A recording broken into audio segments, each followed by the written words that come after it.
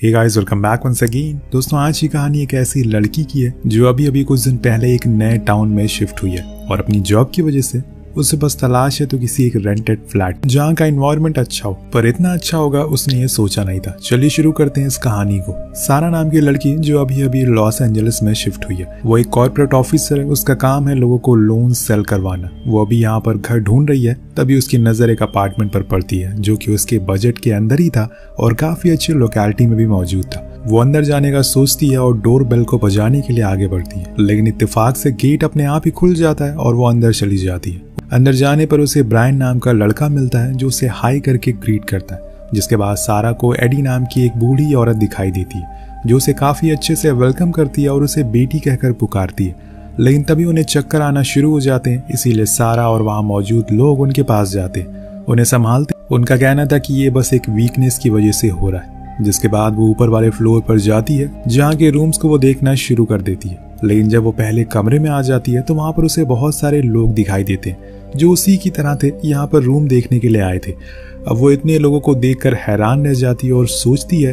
कि ये तो उससे ज्यादा ही पैसे दे रहे होंगे, इसीलिए बेहतर है कि यहाँ से वापस चले जाओ। लेकिन उसे जाते हुए देखकर जेरी नाम का मिडिल एज आदमी उसे रोक लेता है और कहता है कि आप भी फ्लैट देखने के लिए आई थी। तो सारा कहती है कि हाँ, लेकिन शायद अब मेरे लिए यहाँ पर जगह नहीं है। तो वो कहता है कि ऐसा कुछ नहीं है, अभी बहुत जगह बाकी है। जिसके बाद वो सारा को उसकी नीड पूछता है, उसे कैसा फ्लैट चाहिए। वो बताती है कि मुझे 1 रूम सेट चाहिए विद अटैच बाथरूम। वो कहता है कि ठीक है, पर ये सिंपल सा फॉर्म आपको फिल करना होगा। अगर हमें लगेगा कि आप ठीक हो इस फ्लैट के लिए तो हम आपको कांटेक्ट करेंगे। वैसे भी आप दिक्कत मत, हमें आप जैसे लोगों की ही जरूरत है फ्लैट के रेंटल के लिए, क्योंकि यहाँ पर काफी बुरे लोग भी आते रहते हैं। ये बात सारा को थोड़ी अजीब लगती है, लेकिन वो इग्नोर कर देती है और स्माइल करते हुए उस फॉर्म को भर देती है। अब जेरी उसे आखिरी में बताता है कि इस अपार्टमेंट में किसी भी तरह का पेट अलाउ नहीं है, ज्यादातर लोगों को इस पेट से एलर्जी है। तो सारा कहती है कि उसके पास तो कोई पेट है ही नहीं। अब वापस आते हुए उसके दिमाग में बस यही चल रहा था कि कैसे भी करके उसे ये फ्लैट मिल जाए, क्योंकि यहाँ का एनवायरनमेंट और लोग बहुत ही ज्यादा फ्रेंडली थे। अब यहाँ सारा को हम उसके रीसेंट घर में देखते हैं जहाँ वो कॉल पर अपने डैड से बात कर रही होती है। इसी बीच हमें ये पता चलता है कि उसकी कुछ खास बनती नहीं है अपने घर वालों से और इसीलिए वो उनसे दूर रहने के लिए आई है। तभी हम एक और बात नोटिस करते हैं कि सारा के पास एक कैट है, यानी कि एक पेट है। उसने जेरी से झूठ बोला। अब ये झूठ उसे कितना महंगा पड़ेगा ये तो हमें आगे ही पता लगेगा। अगले दिन हम उसे एक ऑफिस में देखते हैं जहाँ पर उसके पास जेरी का कॉल आता है जो कि उसे बताता है कि उसे 1 बेडरूम सेट मिल गया है, जिसे सुनकर वो बहुत खुश होती है और फौरन उसी दिन अपने सामानों को शिफ्ट करना शुरू कर देती है। और आखिर में जब वो चोरी छुप के अपनी कैट को ले जा रही होती है तो उसे वहां दूर खड़ा एक आदमी स्टॉक कर रहा था, लेकिन जैसे ही वो उसे देख पाती वो वहां से चला जाता है। जिसके बाद उसकी मुलाकात ब्रायन से होती है जो उसे हेलो कहता है और बताता है कि आज रात में अपार्टमेंट में सभी लोगों ने बारबेक्यू पार्टी रखी है जिसमें कि तुम भी इन्वाइटेड हो, इसीलिए जरूर आना। सारा मान जाती है और फिर ब्रायन वहां से चला जाता है। उसे उसका बिहेवियर बहुत पसंद आता है और वो कहीं ना कहीं हल्का फुल्का उसे लाइक भी करने लग गई थी। अब रात हो जाती है और सारा पार्टी में पहुंचती है। यहाँ पर एडी उसे सभी से मिलवाती है, जिसमें एक लेस्टर नाम का आदमी भी मौजूद था। वो भी उसे मिलता है, लेकिन वो बहुत ही ज्यादा स्ट्रेंज था और ये वही बंदा था जब सारा यहाँ पर आई थी तो उसे स्टॉक कर रहा था। वो सारा को एक बुक ऑफर करता है पढ़ने के लिए, लेकिन वो उसे लेने से मना कर देती है, इसीलिए वो चुपचाप वहां से चला जाता है। जिसके बाद ब्रायन आता है और उसे पार्टी में लेकर चला जाता है, लेकिन लेस्टर अभी भी उसे ही देख रहा था। यहाँ हम क्लोज से लेस्टर को देख पाते हैं तो पता चलता है कि उसकी एक आंख नहीं है और उसका एक कान भी नहीं है, और ऐसा कैसा हुआ उसके साथ यह हमें कहानी में आगे पता चलेगा। इसके बाद अब सारा अपने रूम में आ जाती है सोने के लिए, लेकिन वो देखती है कि उसकी नींद की गोलियां खत्म हो चुकी है। उसे आज सोने में बहुत दिक्कत होती है। तभी उसे कुछ हलचल सुनाई देती है जो कि साइड वाले ब्रांड के फ्लैट से आ रही थी, पर वो इग्नोर करती है और सोने की कोशिश करती है। अगली सुबह वो सबसे पहले तो अपनी मेडिसिन ऑर्डर करती है। तभी उसकी नजर एक पेपर पर पड़ती है जो किसी ने उसके गेट में डाला था, जिसे खोलने पर उसे पता चलता है कि किसी को पता चल गया है कि उसके पास एक पेट है, यानी कि बिल्ली है। इसीलिए उसने ये अपार्टमेंट के रूल्स और रेगुलेशन वाला पैम्फलेट उसके घर में फेंका है। उसके नीचे ये भी लिखा था कि इस अपार्टमेंट में कई लोगों को पेट से एलर्जी है, फिर भी तुम इस पेट को लेकर यहाँ आ गई, अब इसका अंजाम बहुत बुरा होगा। सारा बाहर जाती है तो देखती है कि दूर लैनचेस्टर खड़ा हुआ है, पर उसे देखते ही वो वहां से भाग जाता है। अब वापस आते टाइम सारा को फिर से ब्रायन मिलता है, जो कि काफी अजीब था, क्योंकि कैसे कोई इंसान बार बार एग्जैक्ट हर दिन मिल सकता है। खैर वो उसे आज रात के लिए डिनर पर इन्वाइट करता है, जो कि सारा थोड़ी देर सोचने के बाद मान भी जाती है, जहाँ पर उसकी बॉस उसे आज बहुत ज्यादा काम दे देती है, जिसे सारा मना नहीं कर पाती। फिर क्या, वो देर रात तक काम करती रहती है, जिसमें लीजा उसकी दोस्त उसकी मदद करती है। अब इसके बाद दोनों ही सारा की घर की ओर निकल जाते हैं। इसके बाद दोनों ही थोड़ा चिल करते हैं। इसी बीच सारा बताती है कि वो जब से यहाँ पर आई है तभी से उसे सही से नींद नहीं आ रही है, जिसकी वजह से वो बहुत ही ज्यादा परेशान है। आखिर वो करे तो करे क्या। और अपार्टमेंट में और किसी को पता चल भी गया कि उसके पास एक पेट है। तो लीजा कहती है कि अगर तुम्हें ये जगह सही नहीं लग रही है, तुम्हें यहाँ पर आराम नहीं मिल पा रहा है, तो सिंपल छोड़कर इसे निकल जाओ। लेकिन सारा बताती है कि उसे ये घर उसके बजट में मिल गया है और यहाँ के लोग बहुत ही अच्छे, ऐसी जगह बार बार नहीं मिलती, इसीलिए वो थोड़ी दिन एडजस्ट करके देखती है, क्या पता धीरे धीरे सब ठीक हो जाए। अब लीजा के जाने के बाद वो सोने के लिए चली जाती है, लेकिन आधी रात उसे कुछ हलचल सुनाई देती है और इस बारी उसे कुछ बेक्ड होने की आवाज आ रही थी और स्मेल भी आती है। वो किचन में जाती है तो देखती है कि वहां पर ओवन ऑन है, लेकिन उसके अंदर जो चीज मौजूद थी उसे देखकर वो दंग रह जाती है। दरअसल किसी ने उसकी बिल्ली को जिंदा ही ओवन में डाल दिया था और ये स्मेल उसी की आ रही थी। अब वो उसके आगे कुछ और सोच पाती कि तब तक उसके पीछे से कोई अनजान आदमी आता है और उसे बेहोश कर देता है, फिर उसे घसीट कर कहीं ले जाने लगता है। जब सारा की आंख खुलती है तो वो खुद को एक चेयर से बंधा हुआ पाती है।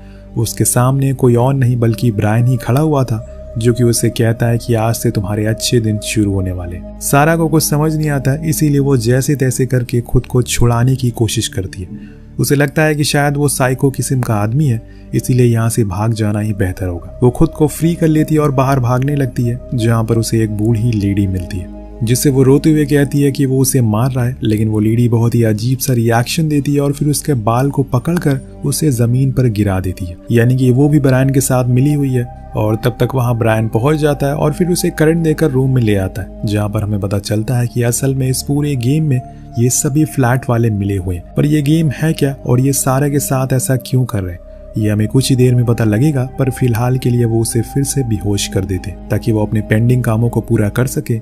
2 दिन बाद जब सारा की आंख खुलती है तो इस बारी वो खुद को एक रूम में पाती है, जिसकी खिड़कियों को ब्लॉक कर दिया गया था ताकि बाहर से कोई देख ना सके अंदर क्या हो रहा है। तभी वहां पर जेरी और ब्रायन आते हैं, जो उसे कहते हैं कि तुम्हें वॉल के साइड में पोजीशन करके खड़ा होना है और तुम वो रेड लाइट देख रही हो ना, जब तक वो जलती रहेगी तब तक तुम्हें ऐसे ही खड़े रहना। लेकिन वो मना करती और वो लोग लैनचेस्टर को बुला कर लाते और कहते हैं कि इसने भी ये करने से मना किया था, इसलिए हमने इसके साथ ये कर डाला। दोस्तों आपको पहले ही मैंने बताया था कि लैनचेस्टर की एक आंख और एक कान नहीं है, दोनों ही सिले हुए हैं, तो ये काम इन्हीं दोनों ने किया था। ये सब देखकर सारा बहुत डर जाती है और वो जैसे वो कहते हैं वैसे ही उनको फॉलो करती है। ये चीजें सारा के साथ कई दिन चलती रहती है, पर एक दिन वो थक कर गिर जाती है। तब उसके पास एडी आती है, वही ओल्ड लेडी जो उसे बेटी कहकर पुकार रही थी।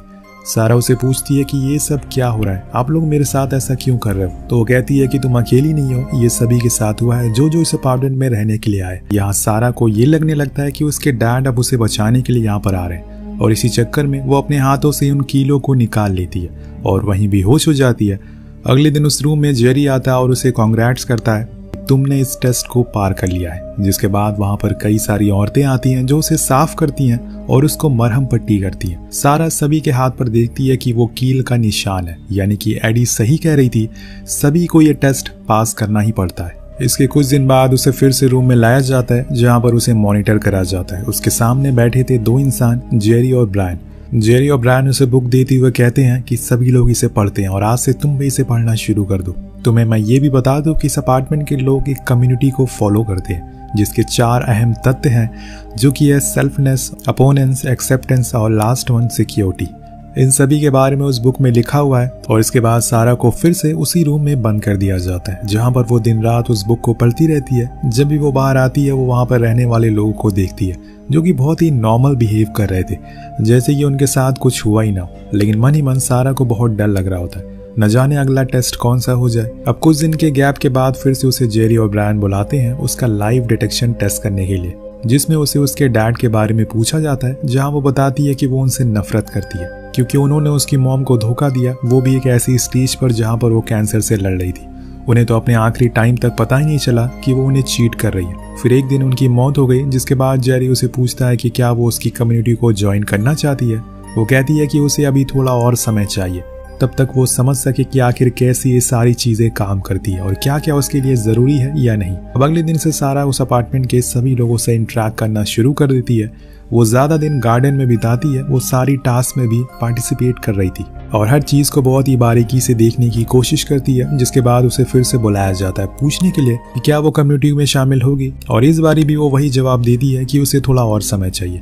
तो फिर वो लोग उसे एक रूम में शिफ्ट कर देते हैं जहाँ पर उसके ऊपर हर वक्त नजर रखी जा रही थी, और ऐसा हर किसी के साथ होता है। अब कुछ दिन बाद वो ब्रायन के साथ ये बारी अचानक से कंट्रोल रूम में पहुंच जाती है, जहां पर वो देखती है कि सभी के ऊपर कैमरे से नजर रखी जा रही है। तो वो ब्रायन से पूछती है कि ऐसा क्यों किया जा रहा है, वो ये सब किसके ऑर्डर पर कर रहे हैं। लेकिन ब्रायन कहता है कि तुम अपने काम से काम रखो।